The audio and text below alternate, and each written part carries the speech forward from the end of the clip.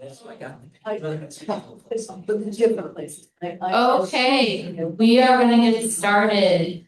Can everyone at home hear us? I better hear and end up finishing. Well, let us know at home if you cannot hear us. And we will get that fixed as soon as we can.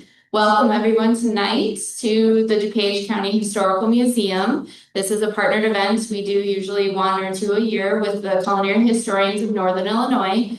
We were one of the founding members of that group with many of the people who are here tonight.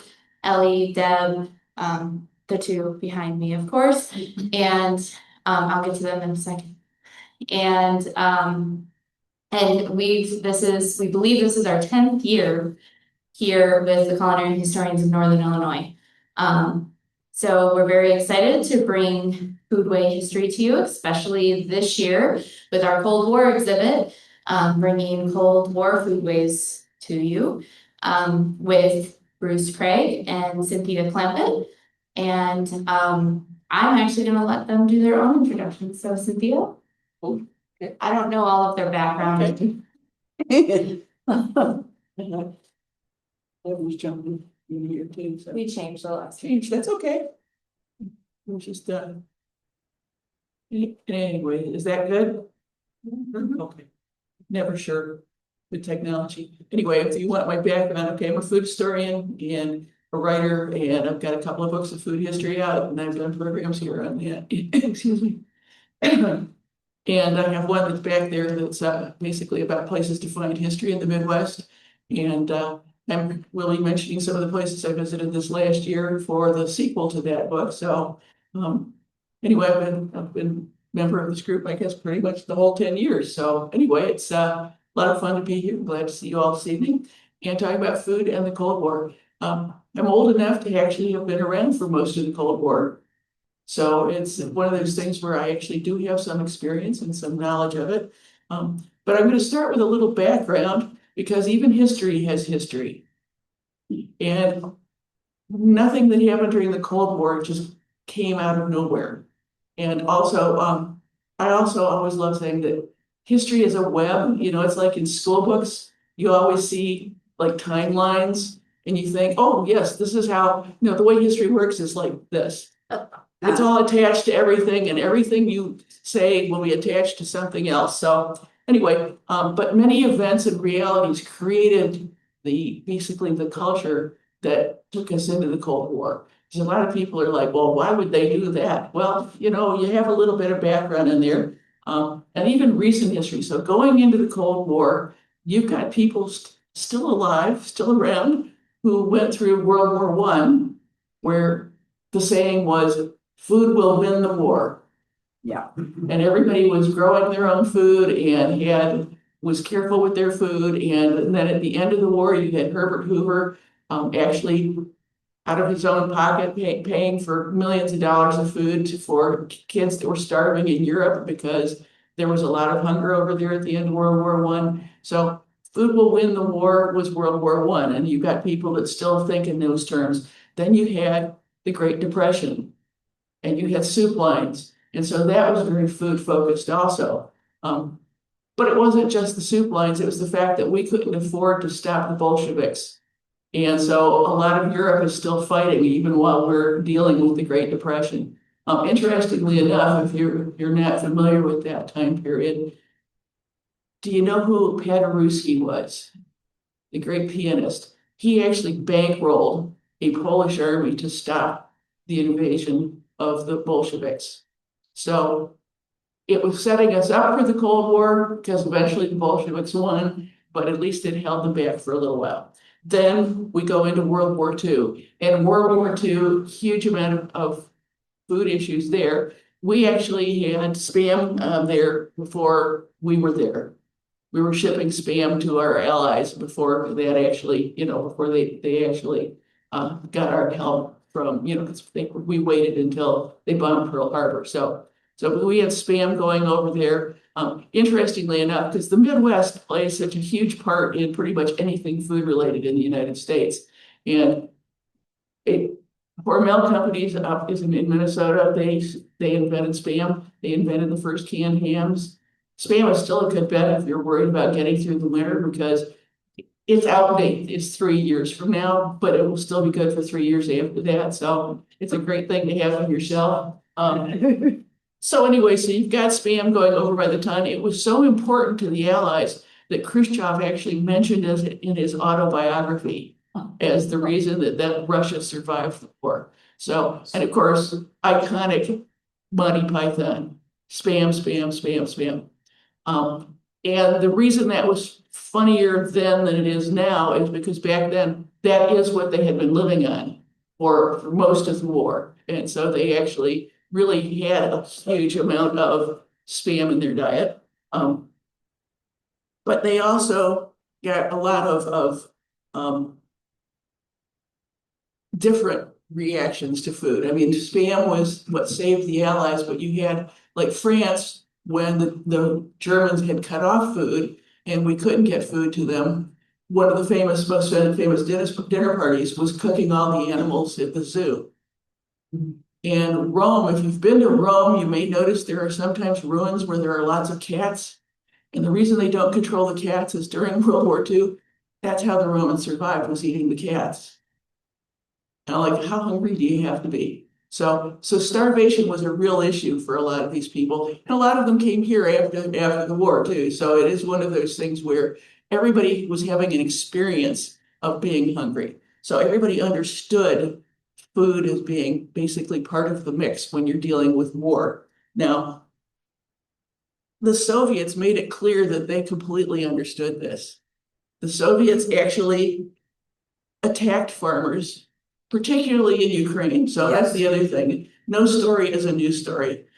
Everybody's been fighting the same people for most of history. So Ukraine was running into Russia back in the 1930s. And they actually had a word that I thought was interesting, Holodomor, which basically means extermination with hunger. And 5 million people in Ukraine starved to death in the 30s.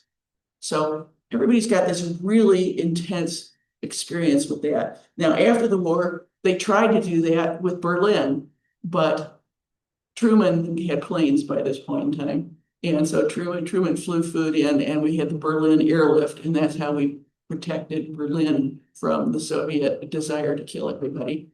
And then in the 50s, you got Mao, who tries the same thing Stalin did with kind of destroying all the farmers, attacking. This is one of the reasons I have trouble when people talk about getting rid of farmers. It's like, no, you don't want to get rid of farmers.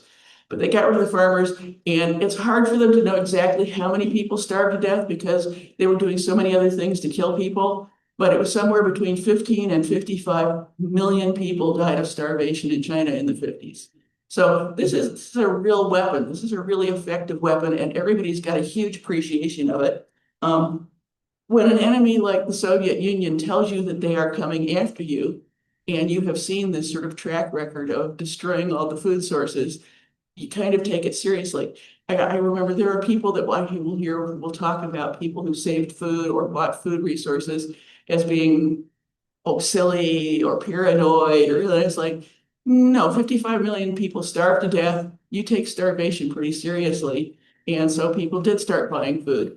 They actually wanted to protect the food sources. They wanted to protect the farmers. They wanted to make sure they had food. And it wasn't just about protecting the food. It was also, it's like, because people were like, oh, and they were digging bomb shelters. Well, during the Blitz, how often did we see photographs of the British or movie clips of the British huddling in the underground? Well, we don't have an underground here.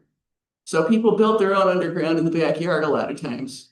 And so, because that makes sense if people are bombing you. And so a lot of people survived the Blitz because of the subway system.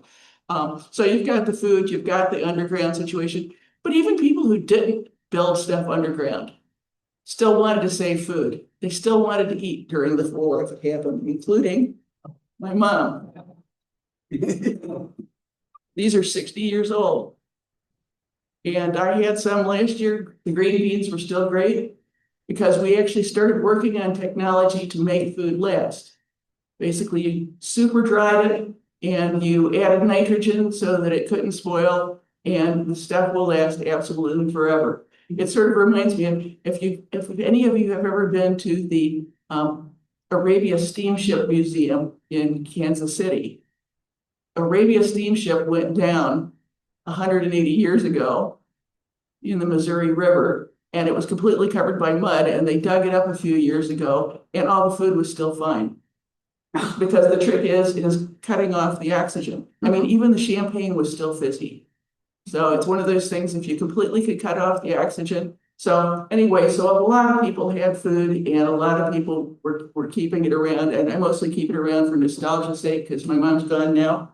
But it really, the technology was there and the things were changing. And even the US government, this wasn't just a matter of a handful of crazy people doing this. The whole US government did it. This summer, when I was running around doing the sequel to my book on Destination Heartland, one of the places I visited was Stratica, which is in Hutchinson, Kansas. It's a salt mine that also operates as a museum. It's 650 feet underground.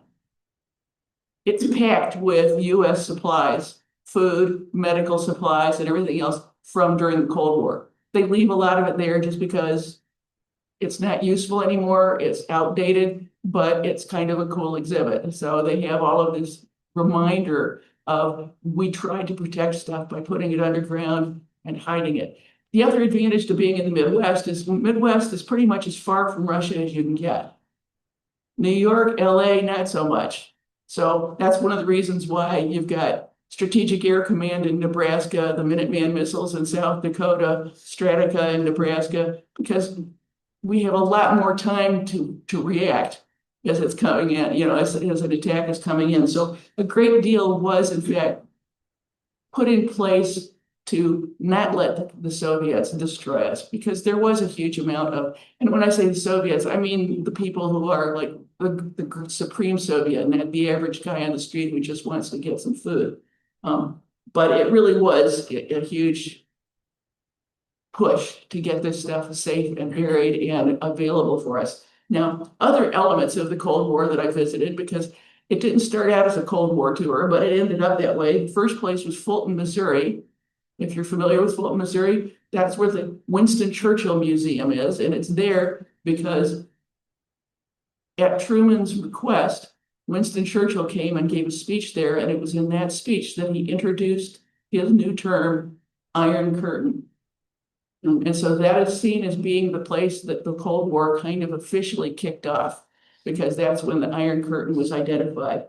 Then the next, like the other side of the state, you've got the Truman Museum, and Truman has got the Berlin airlift and the beginning of the Cold War. And then you head over into Kansas and you've got the Eisenhower Museum, and that's got so much of the story because you've got World War II, you've got the World War II, you've got the Soviets taking over, you've got the Berlin airlift, he's in charge of the army at that point. Then he becomes the president, and he creates a program called Food for Peace. And this is where the idea of food as being a useful tool, sort of the opposite of what the Soviets are doing. The Soviets are trying to starve people to death, whereas the United States is, we'll just give them food, and that way we'll win. So Food for Peace was started under Eisenhower. Also, the highway system was created because he knew from experience that it was really hard to get from one coast to the other. And if you had to have military moving from one place to another, you wanted to have a system where you could actually get on the highway. So the highway system was created for that. And then also the space race started under Eisenhower, and NASA was built. And so because of that, Food for Peace worked largely, because the Midwest produces so much food. I mean, basically, if you look at a map of how much of each state is given over to farming, it's like California is like 2% of the state goes to farming, and in Illinois, it's like 65%. So we do a lot of food here, and it's not all corn and soybeans. Now, as I mentioned, it's because we're really far away from Russia that we were in a great situation. Another thing, though, that I thought was fun is that the Midwest gave us most of our astronauts.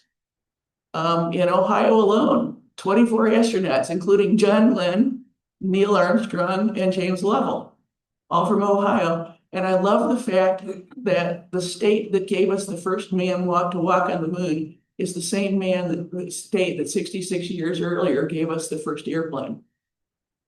So basically, Midwest rocks. So anyway, the impact of the the impact of the space race gave us a lot of nifty inventions. It gave us better running shoes, memory foam mattresses, cordless vacuums, and scratch-resistant glasses. But it also came up with sustainable proteins and food delivery systems that work in zero gravity. But probably the most famous food of all that we got from the space race was Tang. Now, interestingly, Tang did not actually come from NASA. It was adopted from NASA or by NASA. And so anyway, Tang was perfect for space. It was actually made from real fruit. I think people don't understand that. It was actually made from real fruit. And the miracle of Tang, it was developed by a food scientist who created it where it could be dried 100% and still keep its nutrients and its flavor and actually still be worth drinking. A lot of sugar added to it, so it's still not health food. But interestingly enough, it's kind of like the Spam story. I mean, it's like Spam kind of vanished from the United States after the war. I mean, it's still here, but it's not like everybody's got it in the cupboard. But the same with Tang. Tang is actually hugely important in roughly 35 countries around the world.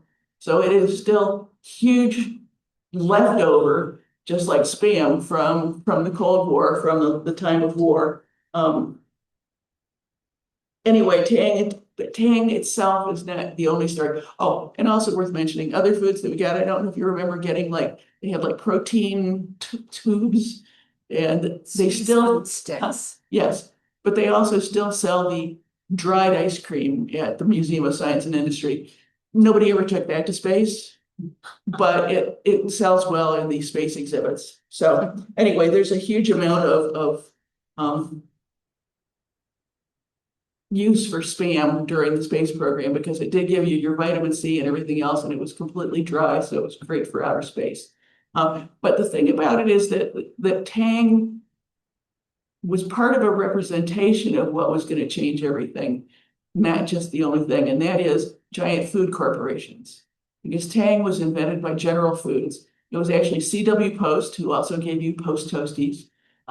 C.W. Post had gone to Battle Creek to visit Dr. John Kellogg for a health food introduction and came home with the idea of cold cereal. And then he also created the thing that really put him on the map was Postum. I don't know if any of you remember Postum, but it was a hot breakfast drink that had no caffeine. So it was supposed to be much healthier for you than coffee. And that made money. And then as he made more money, the thing he was really good at and the thing that really changed everything was radio and TV. And because you had radio and TV, advertising was becoming big. And he was considered the second biggest advertiser in the country. And I think Procter and Gamble was #1. So huge advertising for General Foods, huge amounts of different foods coming out, including Tang. And it was one of those things where it was that growth. And of course, the advertising wasn't just for Tang. The advertising was for McDonald's and for Kentucky Fried Chicken and for Kraft's macaroni and cheese and for Pizza Hut and those pictures of the gooey cheese. And people overseas were going, they're having fun. They're eating and they're having fun, but they're also getting rich, because these people were not getting poor. And I think one of the things that was interesting is C.W. Post started General Foods. And this is just an example of one of dozens of companies that were growing at this time. A lot of the big food companies, you had Beatrice Foods and you had General Foods and you had Quaker Oats. But anyway, so you have all of these companies growing. And C.W. Post, when he died, left his company to his daughter, Marjorie Post.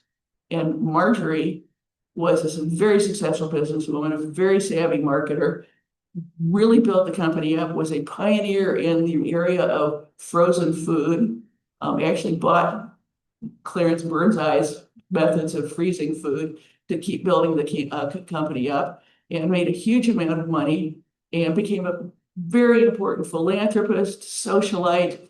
And with her money, one of the many things she did, other than trying to help people, was she wanted a nice little place that she could get away from it all. And so she built a little place in Florida that was on the ocean, but had a lake in the property, and her house was between the ocean and the lake.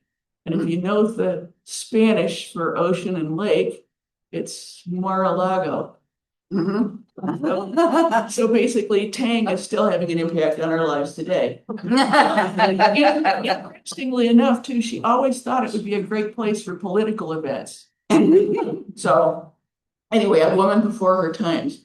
So anyway, that's just one example of the Cold War, though, of how food affected the Cold War. I mean, A, we were eating well. B, everybody could see we were eating well because of all the advertising. And that's actually one of the things. I don't know if you guys watched the video that was linked. The link was sent out with the announcement of your coming. And that was the one where where the people in Russia, and this is in Russia, arguing over what Gorbachev had accomplished. And they were like, okay, well, he brought confusion. And it's like, no, he brought freedom. He brought this, he brought that. And then somebody else stands up and goes, he brought Pizza Hut. And so everybody's cheering Gorbachev because of Pizza Hut. So anyway, and that is one of the reasons why today in Fulton, Missouri, where we actually had the first time we heard the term Iron Curtain, also has the largest continuous section of the Berlin Wall. Because it began and it ended there, and Gorbachev was there too. And that's one of the things that actually is kind of funny. The guy who was my guide there said, I'm tired of having people tell me that this is a hidden gem. Gorbachev got here. You can get here. So maybe you'll get to visit. But anyway, the Tang was part of the story. The space program was part of the story. And staying alive was part of the story. But the Midwest is where a lot of it happened because we are all about food. So anyway. And so now to carry on, Dr. Kraig will take us into the world of agriculture.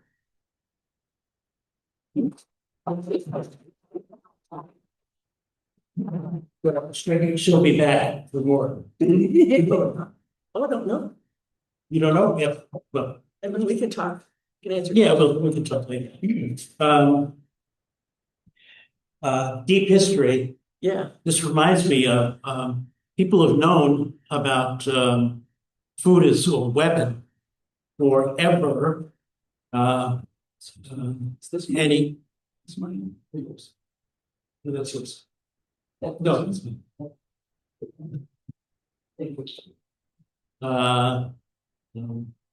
Anybody in ancient times besieging a city with city walls knew that they could starve out the population, which happened many times. And in fact, during the Civil War, well, let me start with the Midwest. Yes. In 1854, Chicago, which was 20 years old, not even 18 years old, ready, was shipping grain to the Crimea for British troops fighting in the Crimean War. Now, if you know where the Crimea is, think it over. Grain from here, from the farmers in DuPage County, were raising wheat, and all around Chicago sent that to feed British troops. So we knew about this. In the Civil War, it was a deliberate plan by the North to starve out the South. And they did. And the first thing they did was to seize the salt supplies that the South had, namely Avery Island, which is down on the Mississippi. You've heard of Avery Island? Anybody? Tabasco, exactly right. It's a big salt dump. And it was a major supplier for New Orleans and the lower part of the South. They grabbed that right away. There were, within a year and a half, there were riots in New Orleans, salt riots. Because, why is that? People like salt? No, because you couldn't preserve your food. They had no refrigeration. So they salted everything. That's why their blood pressure was so high at the time. They had red faces. All right, that's true. You know, probably. But anyway, so we know about food as a weapon forever. And Cynthia's quite right about World War I. Food will win the war. And massive production of food plus rationing And there's a huge literature on this. You can just look at the time, you can look at pamphlets and such for one, how to economize on food, saving food, substitutes for meats, because we have to send it to the troops abroad and to our allies. And the same during World War II. That's why Chicago was a major center for victory gardens. And there's again a huge literature on victory gardens. Some of you will remember them. And you probably still have them today. No, I'm not bending over wheat anymore. Besides where I am, the deer eat everything, so I just grow it. But anyway, victory gardens, yes, and massive production of food. So this carries over into the Cold War. The word Cold War, by the way, was coined by, anybody know? George Orwell in 1984. Kind of appropriate, don't you think? It's a book about authoritarianism and paranoia, and paranoia created and induced by a government, by an authoritarian, totalitarian government, not even authoritarian, beyond that. So we knew about food, and this kind of food shaped the Cold War, shaped American farming and influenced it from small farms to the large export industrial farming that we have today and technology. American policy on food goes way back. And the first major, not the first major, but the major steps toward creating the great abundance that Americans have is the Civil War. And during the Civil War, the government passed various laws. One of them is the Morrill Act, which founded the, anybody know? Yeah. Land-grant colleges, land-grant universities. These were meant to be engines of technological change for American farming. They were specifically set up for the University of Illinois, Michigan, Wisconsin, and others. And so it was a long-held policy by the Whig Party, the predecessor of the Republican Party of Abraham Lincoln, to subsidize and support American infrastructure, from canals to railroads to farming and much more. And it begins there. So the government has been involved in the technological changes that have created the abundance of American farming. And every genetically modified food, by the way, I think there might be only how many foods that are not genetically modified that we eat today? 13? Maybe. I thought it was 13 that are genetically modified. Maybe yeah, but it's 13, that was years ago. yeah, but many we don't eat. Many we are not on a regular diet. But almost everything we eat is genetically modified, one way or the other. So do not be persuaded that if it says non-GMO that it means something. Everything, by the way, including us. So, and this is all government driven. It's a policy by every government, no matter what the political party is, to do this so we can produce abundance. All right. Now, once upon a time, the 50, by the way, the period that Cynthia was talking about of food production is called the golden age of food processing. This is the 1950s, when all of these techniques were amplified, if not invented, amplified. So, for example, Tang, which is a powdered product, is much older. It goes back to Kool-Aid in the 1920s, right? And everybody drinks Kool-Aid, except it has nothing but crap in it. So, sugar and other stuff. Anyway, so during the Depression, we had the Dust Bowl. And the Dust Bowl came about because of a drought on the Great Plains. And the Great Plains is not exactly fit for deep plowing because of the soil. Nevertheless, in the 1920s, partly because of World War I, they thought they could make a lot of money on wheat. Wheat will win the war. Wheat can be sold permanently around the world. Everybody wants our wheat. So let's go plow up the Great Plains. And they got farmers out there by one way or the other, mostly by debt, and they plowed up the Great Plains. Well, it's a land of high wind and little rain. And guess what? There was no rain. And the winds blew. And so I can tell you all kinds of stories. I've talked to many farmers in the Midwest who lived through the Dust Bowl. In case you don't know, there were great dust storms as far as Long Island. That's how the wind blew from the Dakotas across, feet full of dust against fences in Long Island. Well, so the Dust Bowl was a great shock to Americans, and as a result, things had to be done. And the New Deal is about trying to rectify, and that includes building Hoover Dam and harnessing the Colorado River, harnessing the Tennessee River, the Tennessee Valley Authority, all of which went to energy production and food production. But the government realized that food grows exponentially. Food supplies grow exponentially. So you had to do something about it. So what they did is they put in a system during the New Deal of price supports. And the price supports are if the market falls for, say, corn, right? The government will give farmers money to make up the difference. If there's too much production, they will take land out of production and pay you for fallow land.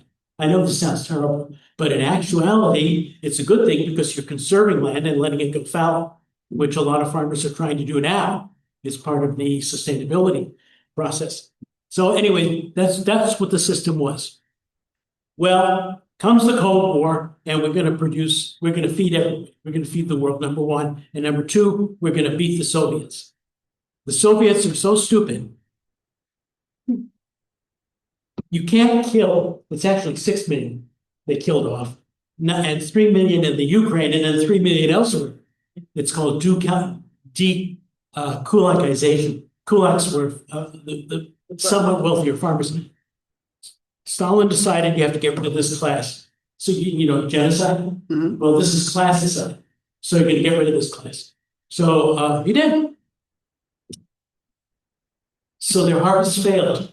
They also had a stupid guy running their agriculture system, a guy named Lysenko, who had very strange ideas about farming and about evolution, the way you modify crops, and they devastated their farm system. Anyway, so as early as the 1950s, the Soviets lacked wheat. Now, you cannot eat East European food without wheat. You cannot. You have to have it. Staff of life. My God, how could you make dumplings without wheat? So, really, how can you make bread? So anyway, they had to buy grain from someplace, and Eisenhower said, "Oh, we'll send you some of our grain," and they did. And this went on through Kennedy, right? Cuban Missile Crisis and all that stuff. They're still selling grain to the Soviets, and it went on through the 1970s. Come 1970s, and we're selling more and more grain to them. They had another grain catastrophe in the Soviet Union in the 1970s, early 70s. And so the president then was Nixon, who said, "Okay, we'll send you more grain. It's part of my great plan to make peace in the world, to beat the Soviet Union, to show them."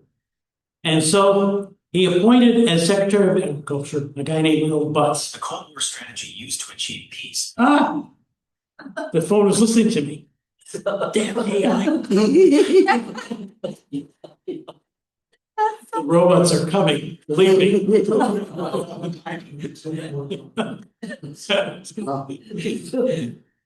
I planned that. I didn't though. Anyway. So Earl Butz was a fellow with virtually no tact. He was a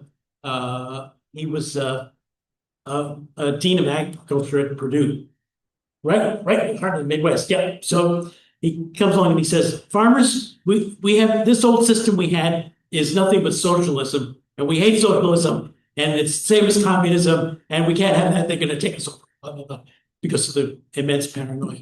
So all the farmers said, "Okay, what are you going to do? This is what we're going to do. You're going to plant fence post to fence post. Every bit of available land you're going to plant, and you're going to plant wheat." And the farmer said to him, and I'm just condensing what the discussions that went on. "Well, suppose we produce too much. Never fear, we will sell overseas.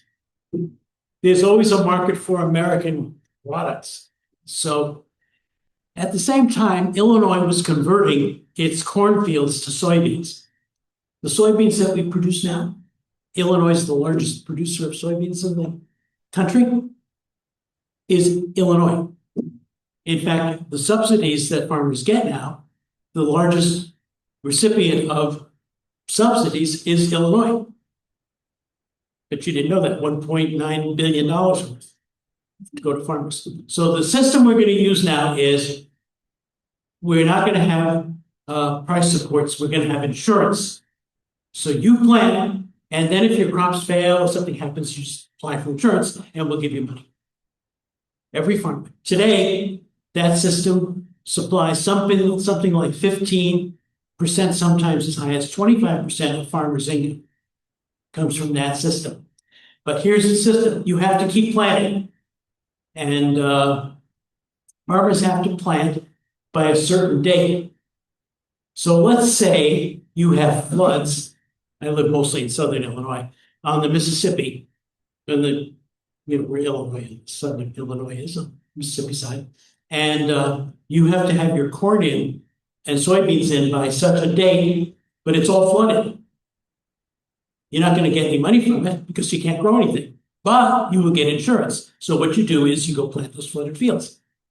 And you know if they're going to flood, you're not going to get anything, but you will get paid. That's the system we have now. And that's one of the effects of the Cold War.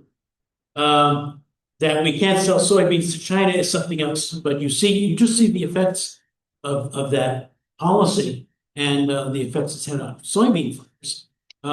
We have to have an export economy. We have to have it ever since Earl Butz, and anything else is anathema. So the effect. I'm going on too long. Nope. Okay. Now there are two things to say about this. I'm going to say this quickly, and then a couple of interesting things. One is the effects on agriculture and on the land is pretty horrific. One is, in order to raise all this stuff, you have to do what the farmers call inputs. Inputs are the stuff that you put in the land to make it grow.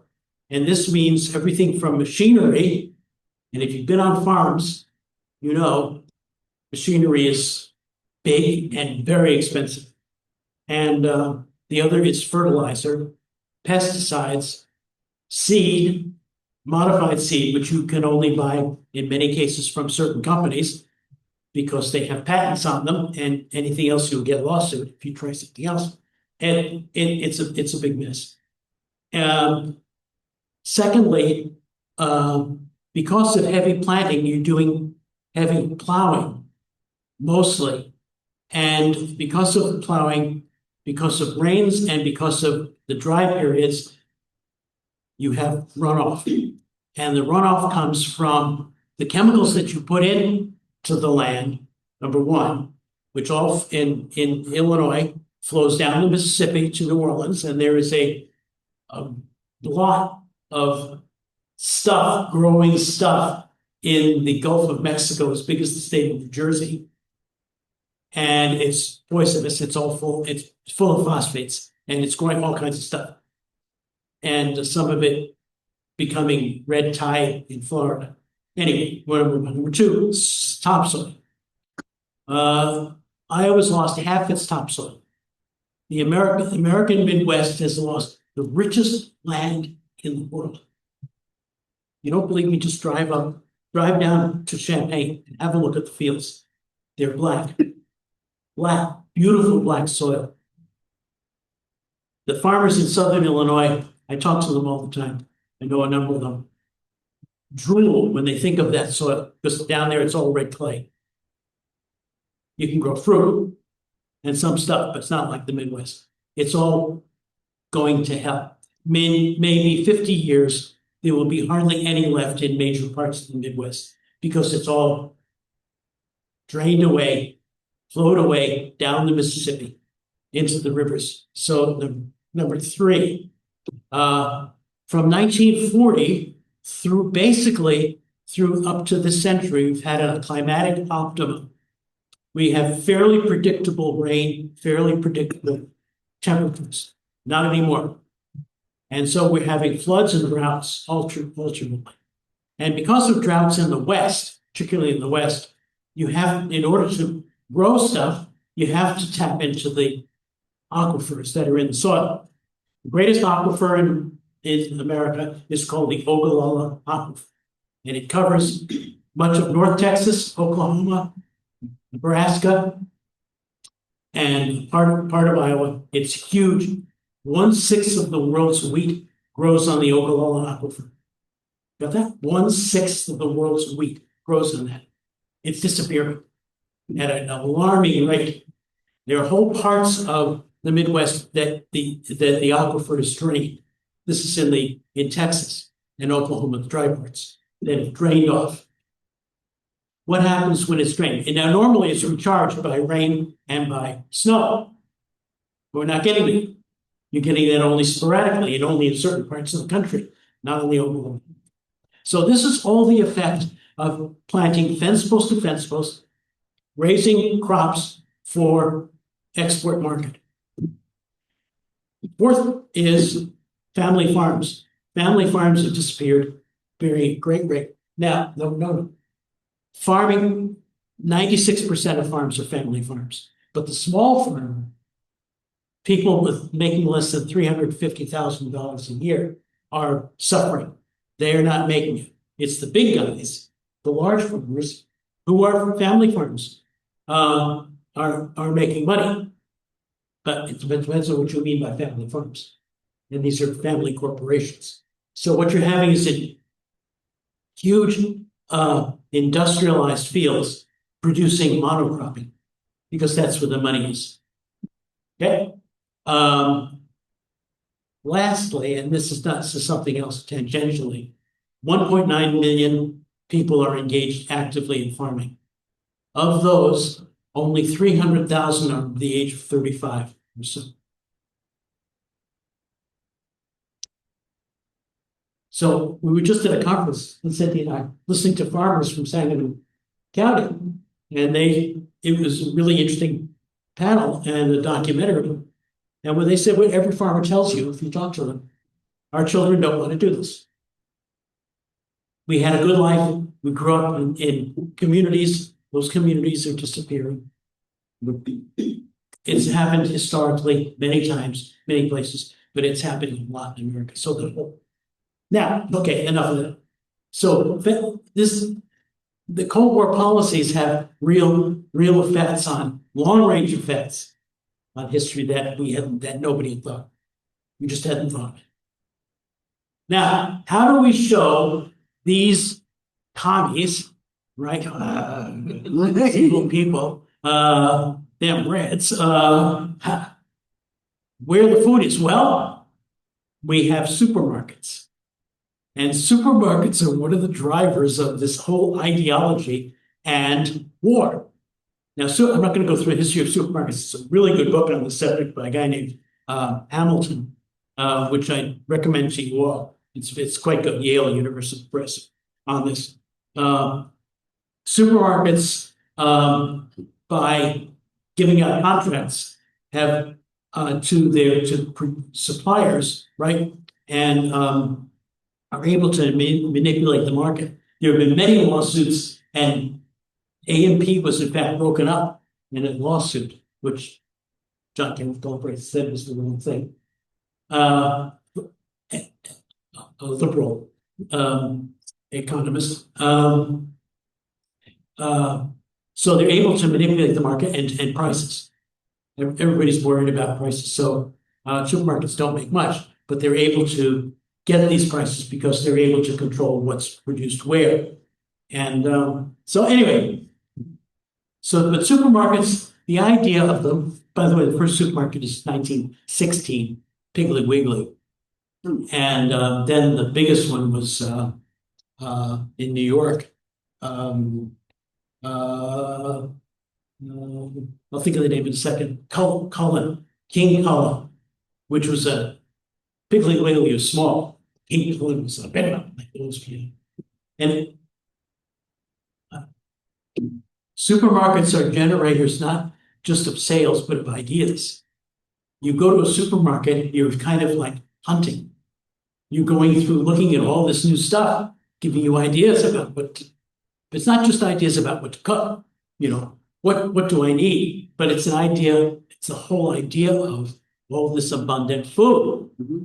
It's an ideology which comes out of supermarkets. And that's what Eisenhower people, he and his advisors realized. That's the ideology of supermarkets, which are going to beat these Soviets. So in 1957, the Americans put up a display at an international conference, a business conference in Zagreb, Yugoslavia. Now, Yugoslavia was only a part of the Soviet orbit. They were independent, and they were going to build a new socialism, which didn't work the way they work. Anyway, but they tried it, and the Americans put a supermarket there. Thousands upon thousands of people came to look at this. They couldn't believe what they were seeing. Shelves stocked with stuff. Mm-hmm. Now, I can tell you, having been in the Soviet bloc from the late 50s through the 70s, it is a shock to have gone to those places and seen food stores with nothing on the shelves. Maybe a few cans of stuff here and there. To Americans, it blew my mind. I saw it lots of times. I say, how do these people live? Where do they get their food? Because we get ours from supermarkets, right? Anyway, so Americans use supermarkets as this, and we show pictures of them throughout the whole Cold War. We use supermarkets and the idea and pictures of them, films of them, and such as the ideal of life in the 20th century, the 21st century. So I'm not going to go on about this, but just think about a supermarket. I was at my local Jewel in River Forest yesterday, and because they had a sale on ice cream. So probably like the rest of you, you go to certain stores for certain things, right? When they have them on sale, and you look at the ads. Well, that's part of the whole supermarket experience to keep you going. I mean, we are a consumer society. We consume to live, and we live to consume. That's the idea of America, is it not? So anyway, don't believe me? Go down Amazon, have a look. So I went to the supermarket. It was jammed with stuff. Right? Even in Southern Illinois, the Kroger there doesn't have anything nearly as much stuff as they did in probably the one over here near Roosevelt Road near here is the same. Is that right? You've been in? Marianne, what you're talking about? It's also a drill down for the read. But I'm sure they're the same. Mm-hmm. They're just jammed with food, jammed with stuff. This is the American idea. This is grows out of the Great Depression, the boom after the Depression when everybody had money and they spent it on housing, hence DuPage County and all the Chicago suburbs. Backyard barbecues. And barbecues, right back to the barbecues. And cars, monstrous cars with chrome all over them. When I think about those cars, they're terrible. Anyway, I could go on about this. So all of this is part of, and it lives with us to this day. We still have these same ideas. Okay. I was going to talk about, we're about done. You talked about Tang. Yeah. Can you think of foods of the Cold War that we do not eat anymore? I was looking online and by the way, speed of cooking. There's a huge literature, scholarly literature on East European answers to the American abundance and American recipes in American supermarkets. And that is, these are books and pamphlets published by governments showing citizens of, say, Bulgaria, Romania, and to say nothing of the Soviet Union, about how to cook and how to make the abundant food from what they had. And it's sort of modeled on American cookbooks. It's a really interesting study. There are a lot of academic studies. So they didn't have microwaves. We did. We invented microwaves. They didn't have stand mixers. We do. They didn't have food processors. We do, right? And West Europeans, by the way, as well. Okay. So I was thinking of, let me give you a few foods so we can discuss this. Jello salads. We used to eat before the 70s, Jellos. Well, people still eat Jello, particularly Mormons. I like Jello. The Amish. And the Amish, right? Amish too. But do we make Jello salads anymore? But you do because you're alter egos. You have friends? Do you still? Or Yeah. how about Jello salads with vegetables in? This one puts cabbage in it. Yeah.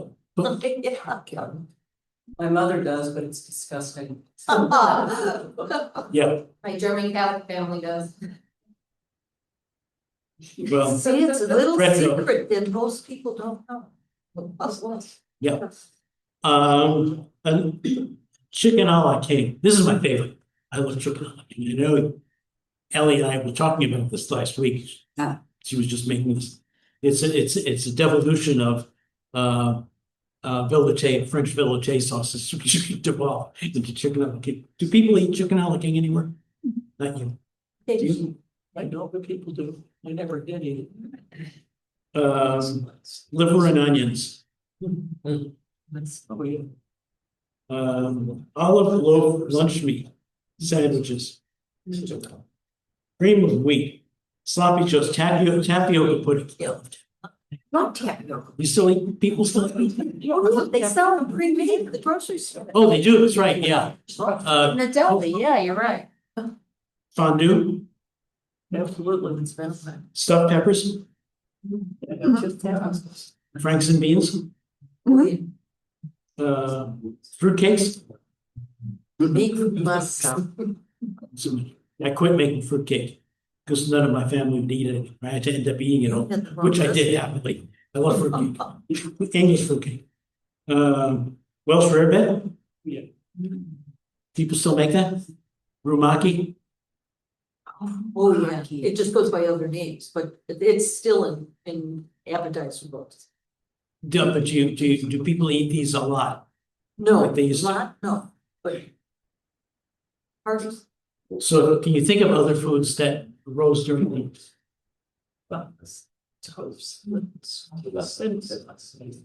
Just talking about the Jello, though, the thing about Jello that made it very popular for a while is if you go back to the 1800s, it was only something that you had if you were fabulously wealthy and had a private cook who could spend 3 days boiling down calf's hooves to give you gelatin. And then spend another 3 days purifying it so you could add something other than meat. So it is one of those things where it became wildly popular for a while, just because up until then, it was something that only fabulously wealthy people had. So it was It was a big deal. Today, Utah is the #1 state for consuming Jell-O. But it was basically the Amish in northern Indiana that gave us the lime Jell-O salad. Well, we don't have, we don't eat aspic any. Well, I make aspic with the fresh salsa. Updates it, so it's, I think those. but the thing is, there's a reason for everything. The reason we used to have aspic is because nobody had tomatoes in the winter. Well, And so you made aspic with tomato juice, and that was your salad. and with gelatin, but not, I'm thinking about gelatinized meats. Yeah. It's like a Frankfurter aspic with the olives and the hard-boiled eggs and everything. Uh-huh. I'm making one next week, so it's on Basically, my. I mean, Do not invite me to your house. No, it's not, it's for a gig. It's a 1950s thing out in I Sycamore. mean, there are things that are worth retiring, Yes, but there are also reasons why they were a big deal at the time. Yeah, it's And, for the ooh factor, you yeah. know? Well, partly too is that it's like if you're hungry and you just for the first time gotten enough money for food. And it's one of those things too about the grocery store. You know, it's like if everybody saw the movie with Robin Williams where he passes out in the grocery store because he's so overwhelmed. Well, that wasn't overacting. I mean, I actually had a friend visiting from England and I took him to a grocery store. He says, we have grocery stores, and I said, not like us. And I took it, he actually left some of his clothes here so that he could pack his suitcase with stuff because he was like, it's so cheap and there's so much of it and there's so many things we've never seen before. So they're beginning to get that now in England. I mean, it's not one of those things where it's, everybody's catching up. Everybody wants to be us. So wants to have abundance. wants to have abundance. They want to have lots of choices too. Right. I mean, there was a time where if you went to France, you just had French food, and now you can get tacos. So Right. everybody wants what other people have. Yes. Okay, just have a question on French farming versus United States farming. Okay, because I don't think that the French farmer is allowed to use a lot of the fertilizers that we use. Am I correct? Correct. Okay, Or because the, pesticides, pardon me? or pesticides, Right, or herbicides. They use some, but One of the things. but for though, the is most to know- part, it comes out more organic, am I correct? Well, because they're much smaller, it makes a difference when you have a really little farm as opposed to a couple thousand acres. Right, well. it But they just- also, the other thing to realize is that the computer-driven equipment they have today Right, is microscopically analyzing every square inch of the soil and only putting in exactly what is needed. And it's like if you watch the farmers' videos and stuff like that too, they'll actually go and get a glass of water from their field and go, no runoff, and they'll drink it because it is in fact so Yeah. clean. Yeah. And as far as the family farms, yes, some of them are quite large, but that's because if you look at over the centuries of war, every time we need volunteers, almost all of them are from the Midwest, and most of them are from farms. And so it's one of those things, every time we have a war, we have to do something to make it easier to farm. And so that's the main reason, and like you said, also the under 35 crowd not coming along. There are places that are where the kids are growing up on the farm. But an awful lot of kids don't want to. It's really hard work.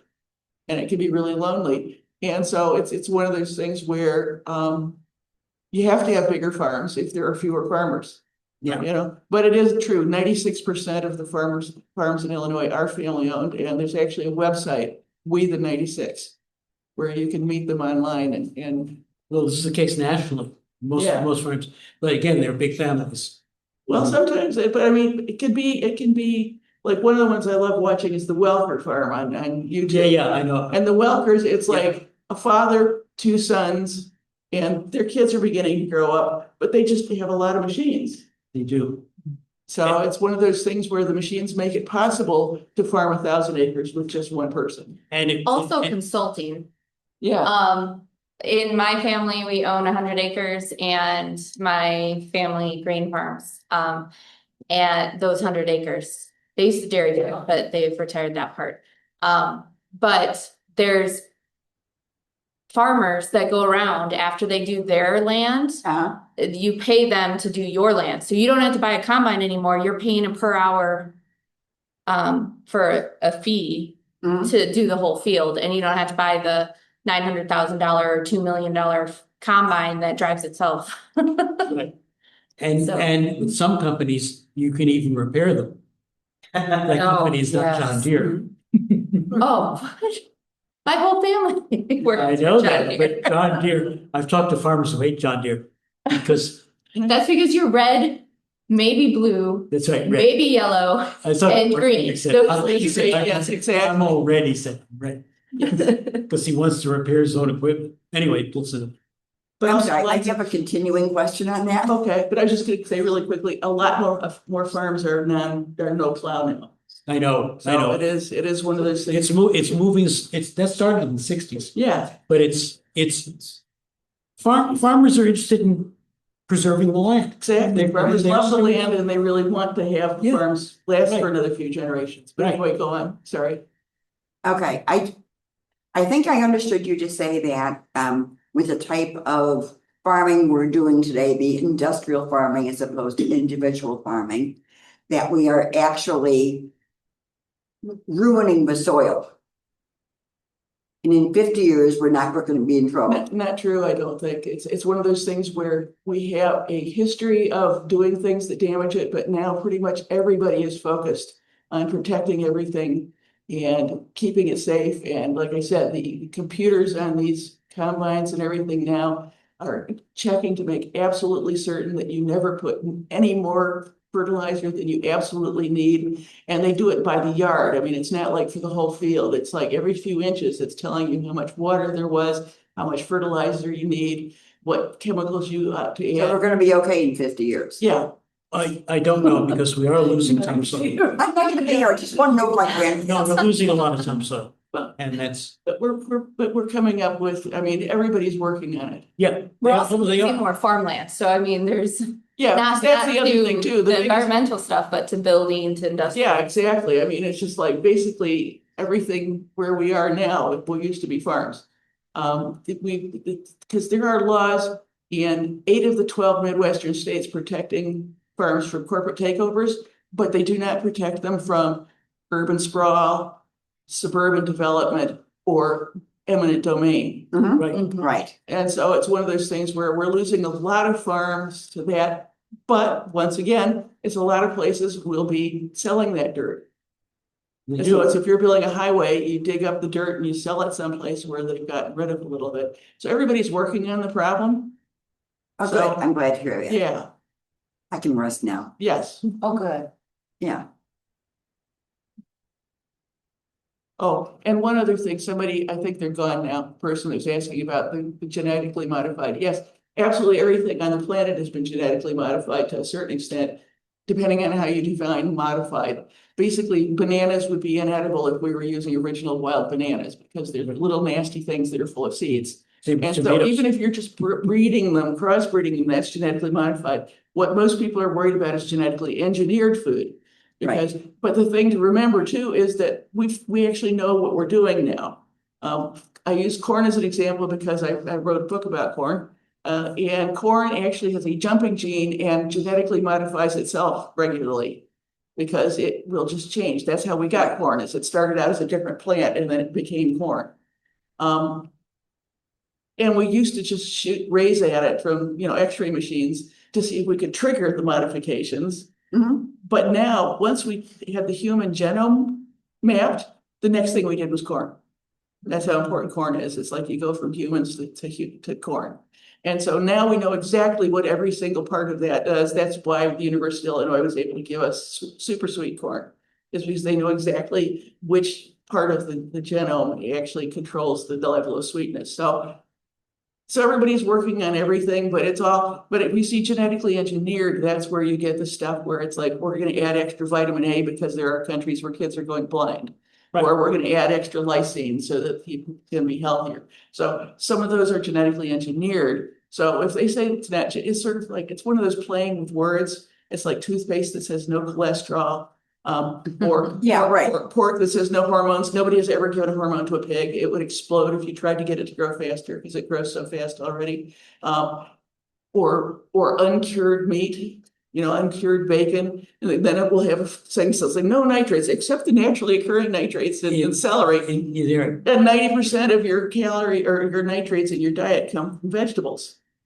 The problem in the old days with nitrates was if you only had nitrates and it was all winter long and you had no vegetables until spring, that's when the nitrates become a problem.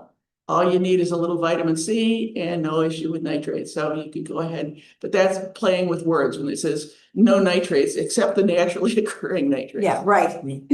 well, So, yeah. And so- it's 10 genetically engineered products are available in the United States right now, and one of them's cotton, so you're not eating cotton. yeah, thank You goodness. even got it, cotton seed. But not if you look, not if you're careful and you look, but yes, If I grow up it's in my really, that's the thing, is people like, for instance, there is genetically engineered corn. There is no genetically engineered popcorn because it's not worth it.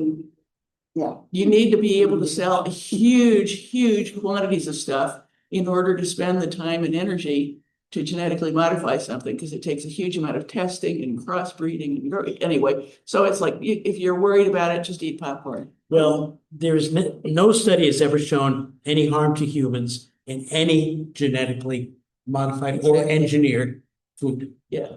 None, there are none. So if you want to put more vitamin A in rice, great, Yes. do it. And they're doing it. Norman Borlaug Yes, got a exactly. Nobel Prize for doing it. Exactly. So I'm completely on with that. Right. Are there any questions at home on Zoom? So far, we have that it was very interesting. Oh, well, thank you. Any other questions in the audience here? Just one other comment I'd make though too, and this is not, what you mentioned, the Land Grant Act, Yeah. that's from here too. That was originally known as the Illinois idea, Yeah, no, I know. and it started in Glenview. In no, I didn't know Glenview. Yeah, Dr. John Kennicott. Oh, Yeah. Wow. So, Well, that's one of the reason that happened is because of politics. Yeah. The South strenuously fought against any federal improvements. They didn't, because it would upset their main source of their wealth, slavery. yeah, And once they declared themselves another country, then the Whigs said, great, now yeah, we'll pass the Railroad Act and we'll have the Transcontinental Railroad. And now we'll have the Morrill Act and a whole bunch of other stuff. exactly. Right. So politics, Yeah. Yes. Yeah. They're always there. Okay, any other questions? Any questions from online? No, okay, well, thank you. Thank you. Thank you.